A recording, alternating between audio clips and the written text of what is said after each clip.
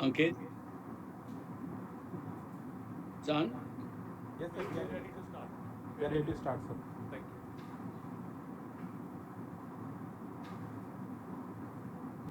Has everybody logged in?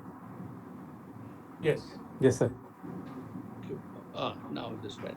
Okay. Should we just give a minute to why does this? Yeah, go back, please. Let's see the stage. My screen says host. Banglaji, please.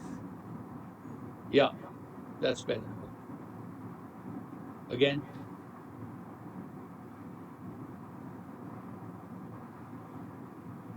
Mr. Mass, please stop fiddling. Just leave it, please. That's better. Should we start, Yes, Sahil? please. Yes, sir. Please. Yes, please. Okay. Good afternoon, ladies and gentlemen.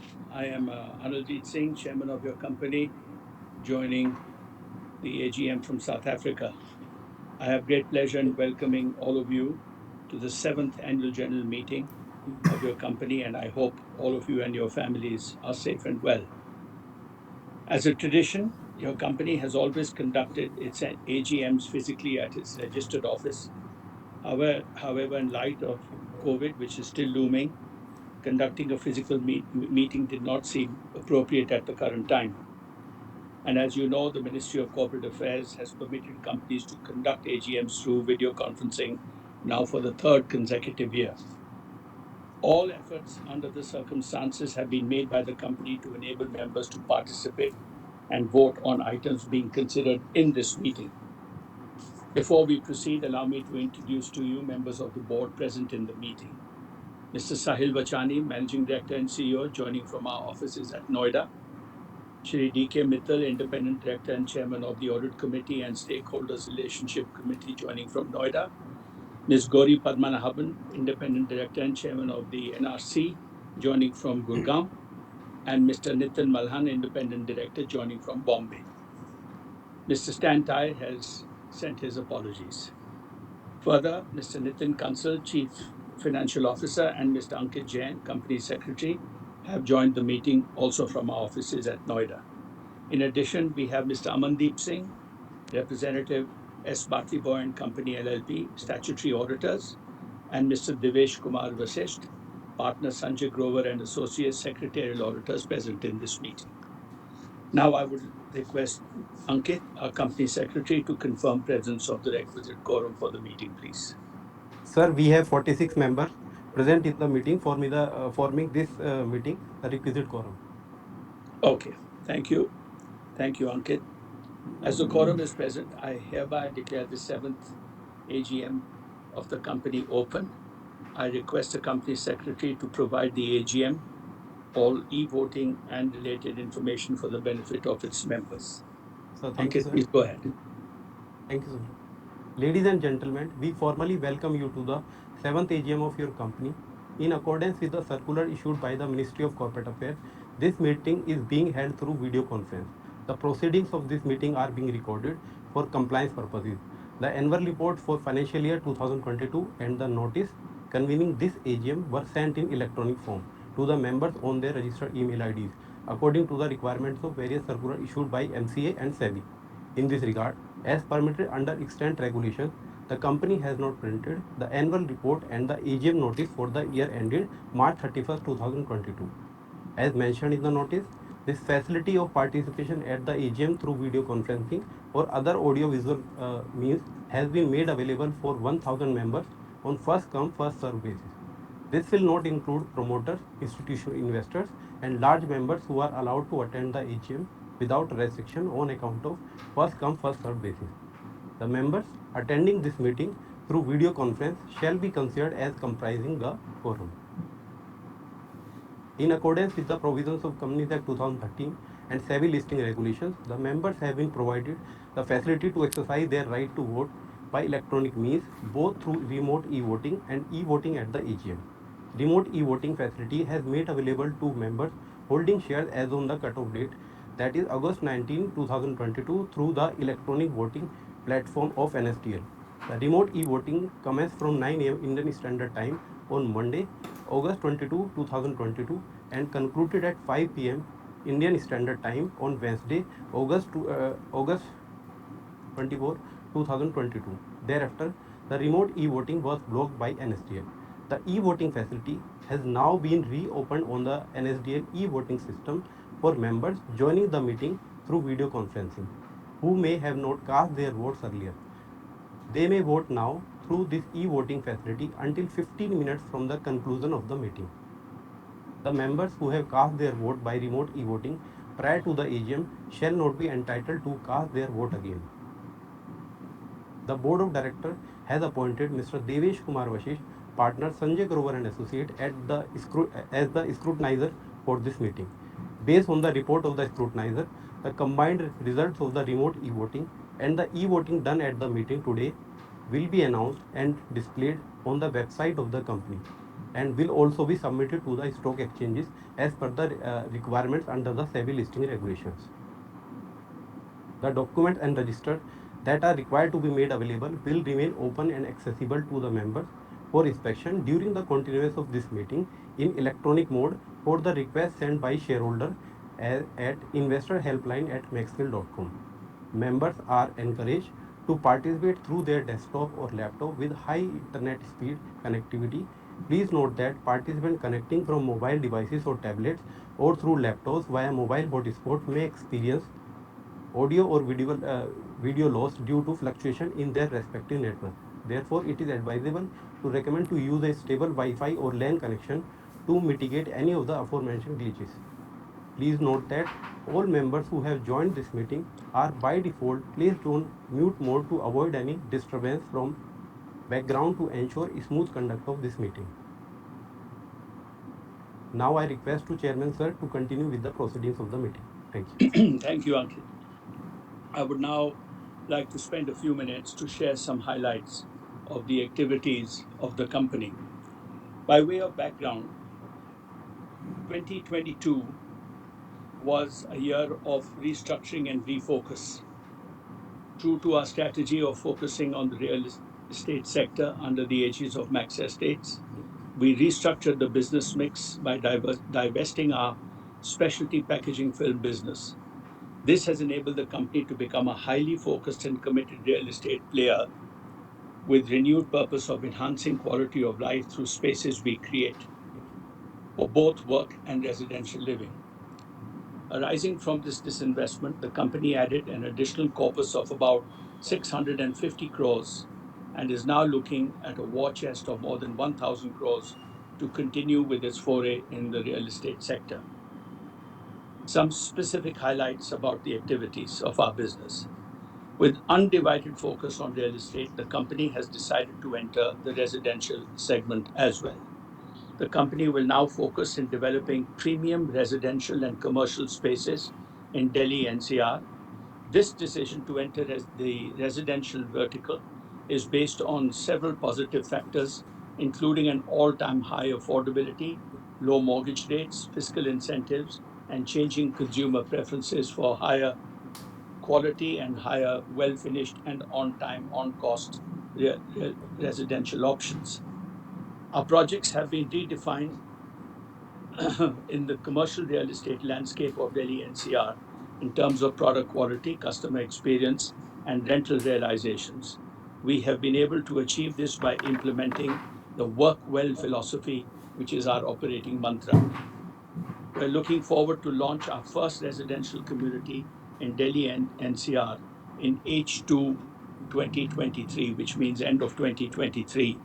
As a part of our one region, multiple asset class strategy, we aspire to add on an average of 1 million square feet each in commercial and residential segments per year over the next 5 years. So, total approximately more than 5 million square feet. As we grow, we will ensure a healthy mix of geographical footprint within Delhi NCR and development models, both joint development versus outright purchase, to diversify the risk profile of the portfolio. We will also continue to partner with institutional investors as we scale up our real estate development program. FY23 and beyond is a phase for scale up for the company, no doubt. from 2 million square feet as of FY22 end. We expect to grow our portfolio 3 times by the end of fiscal 23. And along the way, we continue to focus on building the organization with respect to its human capital, execution capability, processes, systems, etc. All of this then should lead to some financial highlights, which is the outcome of what we are doing. While the Indian economy has shown resilience against disruption caused by the pandemic, the ongoing Russia Ukraine war has had a cascading effect on the Indian economy too, in particular, inflation leading to higher interest rates and material costs. This, along with higher commodity prices, has translated into almost 15 to 20% higher cost of development for real estate. Despite this, we have been able to control costs and time within budget for both of our current ongoing commercial and real estate developments, which is Max Square, Noida, and Max House Phase 2 in Delhi and Okhla. Commercial office space has witnessed a strong revival in leasing activities in FY22, leading to better absorption and lower vacancy. Fresh leasing was the primary driver of leasing activity, and the momentum is expected to continue well into FY23. Our two commercial real estate developments, Max Towers Noida and Max House Phase 1 in Okhla, are fully leased out at a 25 to 30% rental premium to leading domestic and multinational corporations across multiple sectors and within our competitor set. This led to an annual increase in lease rental income for Max Estates by about 120%, which is rupees 39 crores in FY22. The revenue pool will continue to grow once Max House Phase 2 in Okhla and Max Square are completed and the leasing starts in next year. Um, with the business, by after giving you this glimpse of some business and key financial highlights, I would now like to move to the statutory matters before us for this AGM. The audited financial statements for financial year ended March 31, 22, together with the auditor's report and board's report, have already been sent to you, and with your permission, I take them as read. The auditor's report, circulated as a part of the annual report, is free from any qualifications, observations, or comments on financial transactions or matters which otherwise would have had an adverse effect on the functioning of the company. Also, there are no qualifications or adverse remarks from the secretarial auditors of the company. As the notice of this meeting has already been circulated to members, I take the notice convening the meeting as read.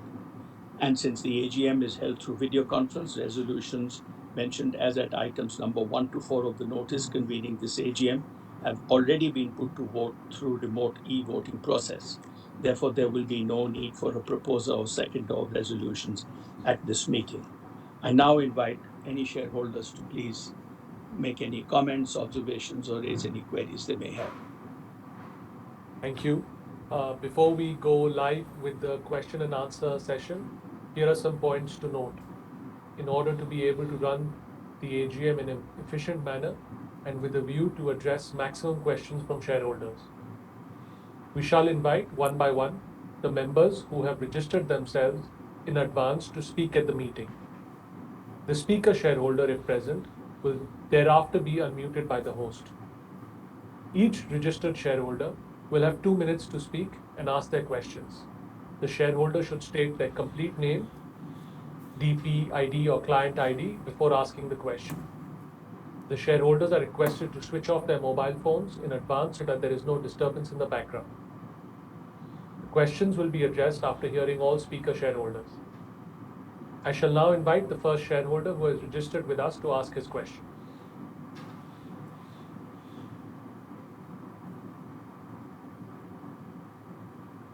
Can we have the first question?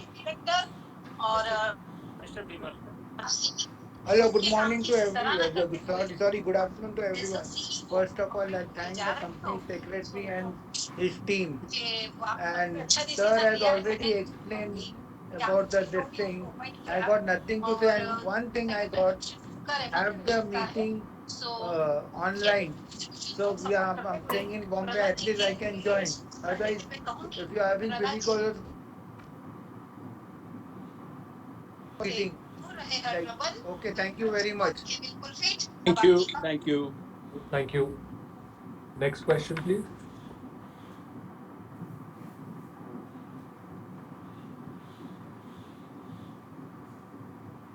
Ankit, please facilitate. Yes, Mr. Mangla. Sir, other person has not joined. Okay. And anybody else? Next speaker, shareholder. Sir, no one has joined the speaker shareholder except Mr. Bimal. Okay, I will now respond to the queries raised by the shareholders. The first query is related to the future capex plan of the next 3 years of our company. We have already deployed 306 crore rupees for the acquisition of land for a residential project in Noida in Sector 128. In addition, Max Estates has also been adjudged as the successful bidder for 2 land parcels in Noida for a value of 220 crore rupees, which was recently auctioned by Axis Bank. Most importantly, these land parcels are contiguous to the existing development Max Square and hence enables us not only to create a larger office complex, but a mixed-use ecosystem. We will incur an incremental capex of Indian rupees 1,800 to 2,000 crores over the next 3 to 5 years towards the completion of Sector 128 residential project and the commercial project in Sector 129. These are proposed to be funded by a mix of debt, internal accruals, and equity. The total equity requirement to fund these projects will be in the tune of 600 to 650 crore rupees approximately. Moreover, we are also actively looking for new projects in both the commercial and residential space in Gurgaon. To fund these projects, we have the following sources. The sale proceeds from the packaging business of approximately 500 crores have been received, and balance of approximately 130 to 140 crores is expected to be received by June 2023. Further, incremental lease rental discounting sanctions on already leased assets amounting to rupees 200 to 250 crores. And we are also exploring equity partnerships to the tune of 200 crores for a new commercial project in Noida, similar to what we have done in Max Square. For newer acquisitions in Gurugram, we are looking at an asset-light model for our residential development akin to a JDA. The next query is related to steps that are taking to make the company dividend paying. Given that these are early years for the company, we are in a high growth phase where we are looking to focus on our real estate development and scale our portfolio to, as the chairman mentioned, 1 million square feet in office and 1 million square feet in residential segment every year. Given these are very capital intensive investments, we are focusing on redeploying the surplus that we have generated in these new opportunities to create substantial value for all our stakeholders. The next query is on the steps that are being taken to reduce the gaps of gender ratio of male and female employees. Our team currently comprises of 65 male employees and 17 female employees. We are focused on increasing the gender diversity and committed to providing equal opportunities to all employees for learning, enhancement of their skill sets, growth, and career advancement. We have very robust internal policies and support systems in place to help and guide female employees navigate challenges on both the professional as well as the personal front. An internal working group has been appointed with an appointed leader has been formed to meet periodically, discuss, recommend, and take steps to further make the culture and workplace more amenable, friendly, and focused on the development of not only our female colleagues but all our colleagues. We have also tied up with external experts to have an exclusive session workshops for all our employees. Our female employees are also members of Vedika Women's Alliance, a part of Vedika Scholars Program to nurture future women leaders. It is important for all employees and in particular female employees as well to have mentors and coaches, a senior female leader who can help them navigate through challenges given in the present social economic scenario. While it is important to build an internal pipeline of leaders, external experts, mentors, coaches are roped in at regular levels to provide guidance and coaching. The next query is related to knowing the numbers of employees covered with health insurance, accidental insurance, maternity benefits, paternity benefits, and daycare facilities. All our employees, currently 82 in number, are covered under life insurance and accidental insurance. Their immediate family members, which is their spouses, children, parents, and also in-laws, are covered under health insurance scheme. This includes obviously all our female employees that are also covered under the maternity benefit scheme, and all male employees that are covered under the paternity benefit scheme. We have a robust policy in place which not only is compliant with applicable laws, but goes beyond that to help our employees transition to the new phase of life while ensuring their continued career growth once they rejoin work post their break. The next query is related to the steps being taken to increase the capacity of harvesting rainwater and renewable energy sources. All our projects are LEED and well certified, and we are deeply committed and focused on our ESG journey. With our first ESG sustainability report has released in FY22. Our deep focus on energy conservation and environment means that all our projects are having very optimized levels of rainwater harvesting capacity, and we are currently exploring the use of renewable energy in our projects as well. The next query is related to the steps being taken to replace single-use plastics like plastic water bottles with other alternatives. As part of our ESG journey, we are deeply dedicated and committed on all aspects, in particular environment conservation, and are taking steps to completely eradicate non-recyclable plastics in all our offices and developments, and also encouraging our tenants and users to do the same. The next query is related to the steps taken for the booster dose to employees and their family, which were available from the government. During the first and second wave of the pandemic, we organized vaccination camps in our offices to ensure that all our employees, their immediate family members, were protected with both doses on time as a preemptive measure to tackle the COVID pandemic. While majority of all our employees have also taken the booster dose on their own, the same is given that the same is being quite easily available and accessible. We are monitoring the situation and taking feedback from our employees, and will facilitate an additional booster dose in case there are any challenges or issues with the availability for this. The last query is related to expenses incurred in organizing the physical meeting in 2019 and expenses incurred in organizing the meeting over video conference. The expenses costs in terms of having the AGM through VC are obviously significantly lower than the physical meeting.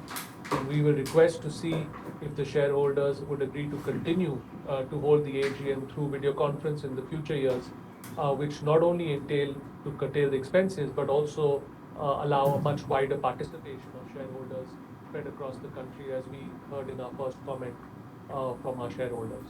I will now request the chairman to continue with the meeting. Thank you, Sahil. Well spoken, and nice to get this update and touch on various aspects of the company.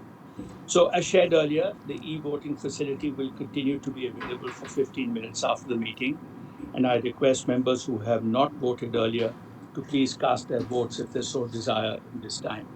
Thereafter, I authorize Mr. Ankit Jain, our company secretary, to declare the results of the voting and to take all requisite actions in this regard.